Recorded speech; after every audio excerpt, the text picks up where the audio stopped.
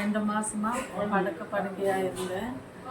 அப்புறமா அண்ணாதிமுத்து டாக்டர் கிட்ட பார்த்தோம். இப்போ எனக்கு கையும் காலும் ஒர்க் பண்ணுது. படியெல்லாம் ஏறுங்க நினைக்கிறேன். பக்கவாதம் வந்த பிறகு பல குடும்பங்கள் என்ன செய்யணும்னு தெரியாமல் கஷ்டப்படுறாங்க.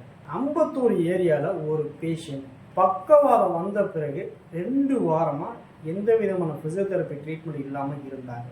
கை கால் மூமெண்ட் ஆல்மோஸ்ட் 0.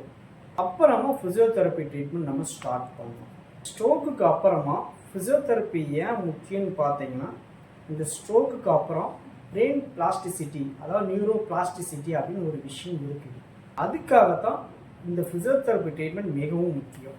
நாங்கள் ஃபோக்கஸ் பண்ணுறது கைகால் அசைவு வர்றதுக்கு உண்டான பயிற்சிகள், பெட்லேருந்து எந்திரிச்சு உட்கார்றதுக்கு உண்டான மூமெண்ட்ஸ், எப்படி பெட்லேருந்து எந்திரிச்சு உட்காரணும், சிட்டிங் அண்ட் ஸ்டாண்டிங் பேலன்ஸ் எப்படி நடக்கிறதுக்கு உண்டான பயிற்சிகள் ட்ரைனிங் சொல்லியிருக்கோம். Speech coordination, supportive exercise.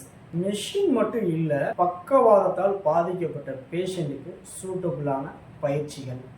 ஆனால் அவங்களுக்கு தேவையான கஸ்டமைடு ரீஹாப் பிளான் தான் நம்ம ரொம்ப கொடுக்குறோம். ஃபிசியோதெரப்பி கிளினிக் வர முடியாதவங்களுக்காக அம்பத்தூர் ஏரியாவில் நாங்கள் உங்கள் வீட்டுக்கே பக்கவாதத்தால் பாதிக்கப்பட்டவங்களுக்கு ஃபிசியோதெரப்பி பயிற்சி நம்ம கொடுக்குறோம். அதோட ஃபேமிலி மெம்பருக்கும் நீங்கள் இவங்களுக்கு என்னென்ன பயிற்சிகள் கொடுக்குறோம் நம்ம அவங்களுக்கு நம்ம கற்றுக் கொடுக்குறது மூலியமா.